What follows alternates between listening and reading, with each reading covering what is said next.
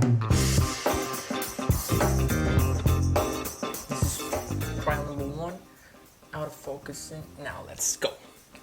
Welcome to another, yet the first one of the many episodes I plan to do on this channel. Saturday Study Shots with Sebastian. My name's Sebastian and I will be your host in today's show.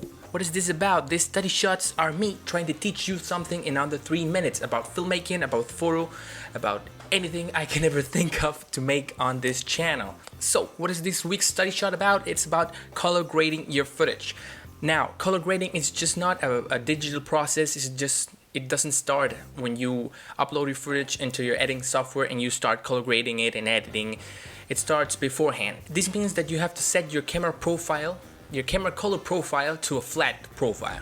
This means your footage is not going to look as brighty or as contrasty or as colorful as you would expect it to, so that you can manage and you can tweak and you can handle the color in post-production. Now, another thing that you need for a good color grading is good lighting. Since color is light in different wavelengths, the better the lighting, the better the color you can get out of your footage.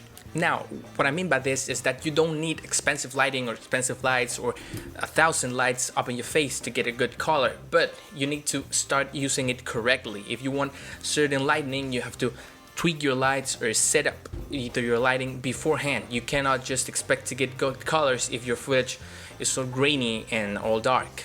Now, on to editing.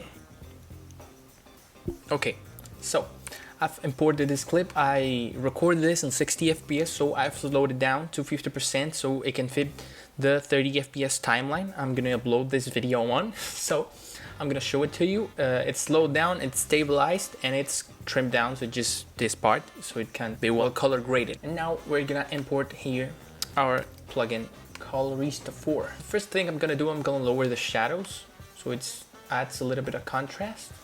We start to see the colors popping.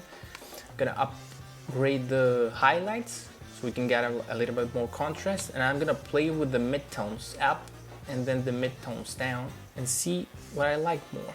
Now I'm gonna go to the exposure and I'm gonna upgrade this 0.3, disable and enable the clip so you can see what I'm doing here. You see the difference.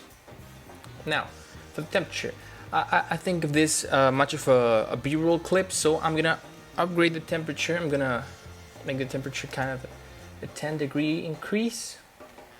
So now we're gonna turn it on, turn it off to see the difference. Yeah, I see a little bit of difference. I'm gonna lower a little bit more the shadows. The saturation, you see I put on an orange light on background. Now I'm gonna increase the saturation of the orange so it can pop a little bit more. And I'm gonna lower the lightness so it pops a little bit more. Now the saturation is kind of good, but I would like a little bit more, so I'm gonna go for 5. Yeah. Now I'm gonna turn it on and turn it off again so I can see the difference. What difference is it doing? Kind of see something.